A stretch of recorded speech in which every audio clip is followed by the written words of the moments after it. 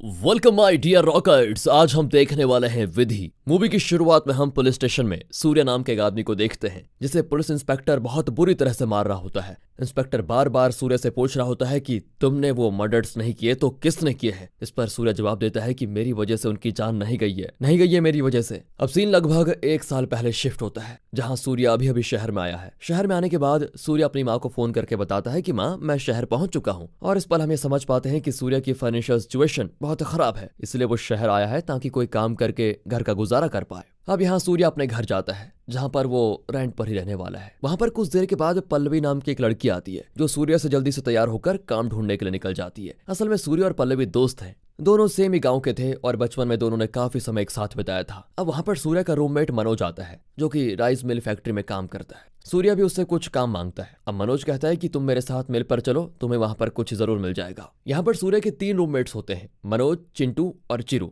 जिसमें मनोज और चिंटू सेम ही rice mill में काम करते हैं। आगे सूर्य मनोज के साथ मिल जाता है और उसे काम पर भी रख लिया जाता है। मिल के ओनर का नाम होता है वीरैया और उसका छोटा भाई सुरेश मिल को संभालता है। सुरेश सूर्य से कहता है कि तुम्हें 200 चावल की बोरियां उठाकर एक जगह से दूसरी जगह पर रखनी है, उसके 500 रुपए मिलेंगे। सूर्य भी अपने काम पर लग जाता है, पर कुछ देर के बाद गलती से उसके हाथ से एक चावल की बोरी सुरेश की वाइफ लक्ष्मी के पैरों पर गिर जाती है। थोड़ा उसको चोट भी आ जाती है। अब ये कर सुरेश को सूर्य पर बहुत गुस्सा आता है कि वो सूर्य को बुरी तरह मारता है और मिल से भी भगा देता है। यहाँ से सूर्य पल्लवी के पास जाता है जो उस वक्त ऑफिस में होती है। उसे जाकर सूर्य रोते हुए कहता है कि मुझे मिल से निकाल दिया गया, वो भी मारकर। फिर पल्लवी उसे शांत करती है और कहती है कि देखो, गलती सबसे होती है, तुम्हें वापस उस मिल में एक बार जरूर जाना चाहिए। चलो एक काम करते हैं, आज मैं तुम्हें शहर घुमाती हूँ। आगे पल्लवी अपने मैनेजर से हाफ डे की लीव लेकर उसे घुमाने के लिए चल जाती है। पर साथ ही हम देखते हैं कि मैनेजर की पल्लवी पर गंदी नजर है और वो हमेशा मौके की ताक में रहता है कि कब वो पल्लवी को बस।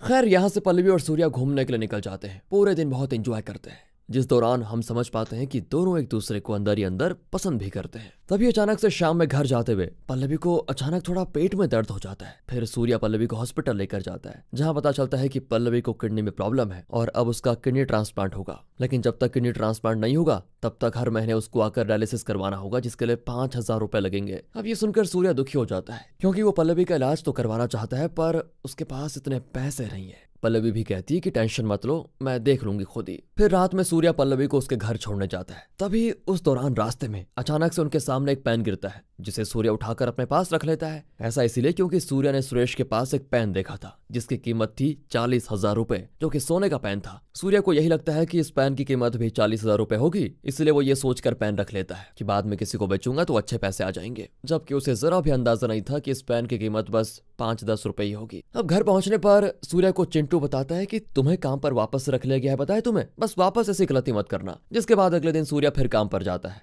तो उसे पिछले दिन की तनख्वाह दी जाती है और उस दिन की भी दी जाती है। अब हम ये समझ पाते हैं कि वीरैया ने सूर्य को इसलिए फिर से काम पर रखा है क्योंकि वीरैया को सूर्य के गांव में एक जमीन चाहिए और सूर्य के पास ऐसी एक जमीन है, तो वीरैया सूर्य की उस जमीन को पाने की पूरी तलाश में है। अब आगे जब सूर्य अपना काम खत्म करके जा रहा होता है तभी वहां पर चिंटू रोते हुए सूर्य को कहता है चिरू की मौत हो गई है और उसे गवर्नमेंट हॉस्पिटल में रखा गया है। जिसके बाद चिंटू, मनोज और सूर्य चिरू को वहां पर देखने जाते हैं। उस वक्त वहां पर खड़ा जो पुलिस ऑफिसर होता है वो तीनों से थोड़ी पूछताछ भी करता है। वहां तीनों को यह पता चलता है कि चिरू की जान बिजली का झटका लगने से गई है, पर इसका असली सच कुछ और है दोस्तों, जो बाद में पता चलेगा। अब घर पर रात में तीनों बड़े दुखी बैठे होते हैं। उसी दौरान सूर्य को उसकी माँ का फोन आता है और उसकी माँ उस वक्त गांव के प्रधान के पास जा रही होती है। असल में सूर्य के परिवार ने प्रधान से 20 साल पहले कुछ पैसे उधार लिए थे जिसे वो आज तक चुका नहीं पाया। सूर्य के पिता के मरने के बाद उनके लिए इन पैसों को चुकाना बहुत मुश्किल हो गया। सूर्य की मां प्रधान से ये कहने गई होती है कि मेरा बेटा अगले महीने आ जाएगा तो हम तुम्हारे पैसे चुका देंगे, फिर मैं धीरे धीरे करके तुम्हें दे दूंगी अगले महीने से। लेकिन उस वक्त प्रधान की बातों से हमें समझ पाते हैं कि प्रधान सूर्य की मां पर गंदी नजर बनाए हुए रखा है और वो बस पैसों के बदले उसकी माँ के साथ सोना चाहता है। प्रधान सूर्य की मां को 2 हफ्ते का समय देता है पैसे चुकाने के लिए, वरना वो अपनी मर्जी के हिसाब से बिना किसी रोक टोक के सूर्य के घर आता रहेगा। ये सुनकर सूर्य की मां रोने लग जाती है और यही सारी बातें वो सूर्य को भी सुना रही होती है। इसे सुनकर सूर्य को बहुत दुख होता है।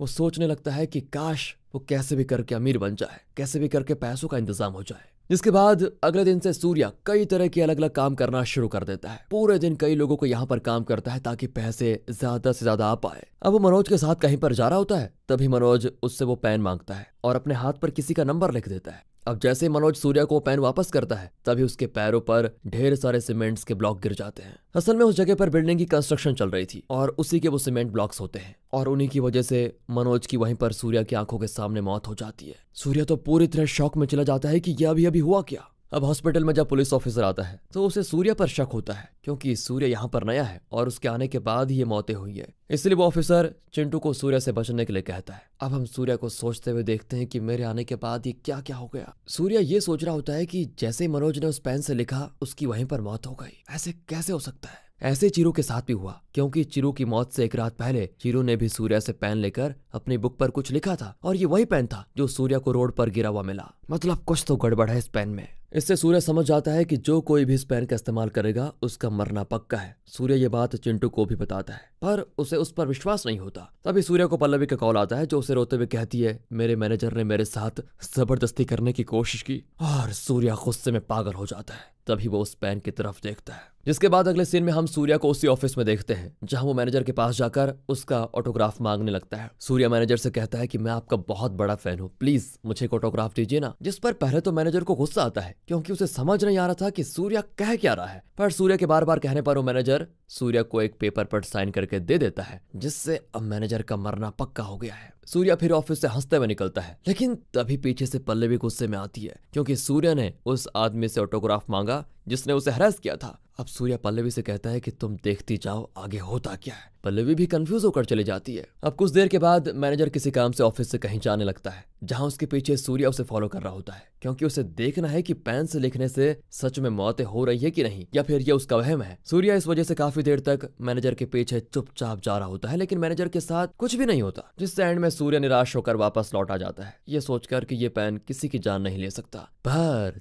तभी सूर्या की दूसरी तरफ मुड़ते ही मैनेजर का एक कार एक्सीडेंट हो जाता है जो इतना खतरनाक होता है कि उस मैनेजर की वहीं पर मौत। और इससे सूर्या के चेहरे पर एक डरावनी हंसी भी आ जाती है जो ये बात बता रही होती है कि सूर्या अब इससे कई और जाने लेने वाला है, जो कि सही होंगे या गलत ये तो आगे ही पता चलेगा। अगले सीन में हम सूर्या को प्रधान के घर में प्रधान के सामने खड़ा देखते हैं जहां सूर्या फिर से वही ऑटोग्राफ वाली एक्टिंग करता है जैसा उसने मैनेजर के सामने की थी। इसी के साथ ये सीन हो जाता है कट। अब हमें कुछ समय के बाद का सीन दिखाते हैं जहां सूर्या के पास अच्छे खासे पैसे आ गए हैं और उसने एक अच्छा घर भी ले लिया है। वहां पर हम सूर्या की माँ और पल्लवी को देखते हैं जहां सूर्या की माँ को ये पता चल चुका था कि पल्लवी और सूर्या दोनों एक दूसरे से प्यार करते हैं। वो मजाक में पल्लवी से कह देती है कि तुम सूर्या को प्रपोज मत करना, वो डरपोक है, उस डरपोक को पहले प्रपोज करने देना तुम। इसके बाद हम सूर्या को अपने पुराने रेंट वाले घर पर देखते हैं जहां चिंटू सूर्या से पूछता है कि तुम कई समय से मिल नहीं रहे हो यार, कहाँ हो आजकल। सूर्या कहता है कि मैं अपना सारा कर्ज चुका दिया हूँ और अब बस पैसे इकट्ठा कर रहा हूँ, इसलिए मुझे मिलाने की जरूरत नहीं पड़ती। इस दौरान हमें यह भी पता चलता है कि प्रधान की कुछ समय पहले मौत हो चुकी है जिस वजह से सूर्या को वो पैसे चुकाने की जरूरत ही नहीं पड़ी,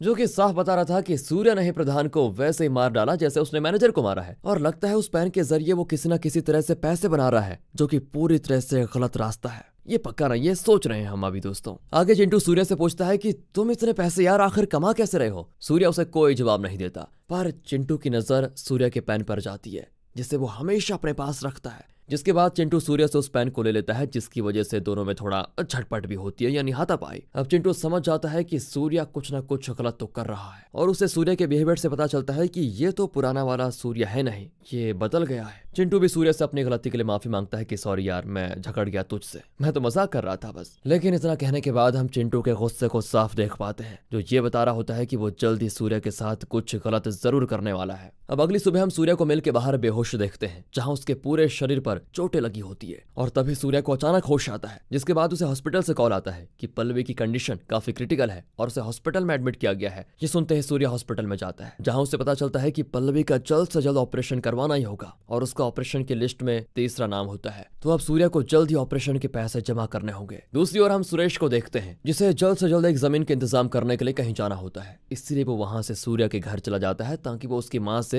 जबरदस्ती जमीन के पेपर साइन करवा ले। जैसे ये बात सूर्या को पता चलती है वो भागकर अपने घर जाता है, जिस दौरान हमें पता चलता है कि पिछली रात सूर्या को वीरैया और सुरेश ने बहुत मारा भी था, जिसका कारण था उन्होंने सूर्या से उसकी जमीन मांगी थी और उसने देने से मना कर दिया था। साथ ही में चिंटू ने भी पेन वाली बात वीरैया को बता दी थी जिस वजह से उन लोगों ने सूर्या से उसका पेन भी छीन लिया था। अब सूर्या जब घर पहुंचता है तो देखता है कि उसकी माँ ने जमीन के पेपर्स पर साइन कर दिए हैं, पर उससे भी दुख करने वाली बात यह थी कि जिस पेन से उसने साइन किए वो वही पेन था दोस्तों जिससे लोगों की जान जाती है, और वीरैया ने ये जानबूझकर किया था। अब सूर्या कांपने लगता है। उसे पता था कि उसकी माँ किसी भी समय मर सकती है। जिसके बाद होता ही ऐसा है, शाम को अचानक से हल्के से शॉर्ट सर्किट होने की वजह से उसकी माँ को करंट लगता है और उनकी जान चली जाती है। इस बार सूर्या बहुत बुरी तरह टूट जाता है। वो इससे इतना गुस्सा और पागल हो जाता है कि उसी रात जाकर एक कुल्हाड़ी से वीरैया और सुरेश को मार डालता है, जिससे दोनों की दर्दनाक मौत हो जाती है। इसके बाद सूर्या चिंटू के पास जाता है, क्योंकि चिंटू ने ही उन दोनों को पेन के बारे में बताया था। जहां चिंटू सूर्या को देखते ही उसके पैरों में गिरकर माफी मांगने लगता है। जिसके बाद हम अगले सीन में सूर्या को पुलिस स्टेशन में मार खाते हुए देखते हैं। और ये वही सीन है दोस्तों जिसे हमने मूवी की शुरुआत में देखा था, जहां पुलिस ऑफिसर को सूर्या पर शक होता है कि उसी ने वीरैया और सुरेश को मारा है। और तब हमें पता चलता है कि चिंटू ने पिछली रात सुसाइड कर लिया। जिसके बाद हम देखते हैं कि सूर्या ने जबरदस्ती चिंटू का हाथ पकड़कर उस पेन से कुछ लिख दिया था, और इस तरह उसने चिंटू को भी मार दिया। अब सबूत न होने की वजह से पुलिस सूर्या को छोड़ देती है। जिसके बाद सूर्या वहां से शिफ्ट होकर घर में आ जाता है, और इस वक्त तक सूर्या और पल्लवी की शादी भी हो चुकी थी। कुछ देर के बाद जब पल्लवी की किडनी का ट्रांसप्लांट का समय आता है, तो सूर्या को पता चलता है कि हॉस्पिटल वालों ने परी नाम के एक बच्ची के ऑपरेशन को पहले नंबर पर रख दिया है, जबकि पल्लवी के नाम फर्स्ट लिस्ट पर होना चाहिए। हॉस्पिटल वालों ने ऐसा इसीलिए किया क्योंकि परी की फैमिली से उन्हें काफी सारे पैसे मिले थे। इसके बाद सूर्या वही करता है जिसका सबसे ज्यादा डर था। वो पार्क में जाकर उस बच्चे के हाथों से उस पेन से कुछ लिखवाता है। इसके बाद वो घर आकर एक पुलिस ऑफिसर के भी हाथों उस पेन से कुछ लिखवाता है, जिसका कारण था वही पुलिस ऑफिसर सूर्या पर ज्यादा शक कर रहा था, और इससे उस ऑफिसर और उस बच्ची दोनों की जान चली जाती है। जिसके बारे में पल्लवी को भी जल्दी मालूम पड़ जाता है, और वो समझ जाती है कि सूर्या ने उस पेन की मदद से ही ये सब कुछ किया है। उस पेन ने ही सूर्या को पूरी तरह बदल डाला। जिसके बाद पल्लवी उस पेन से एक पेज पर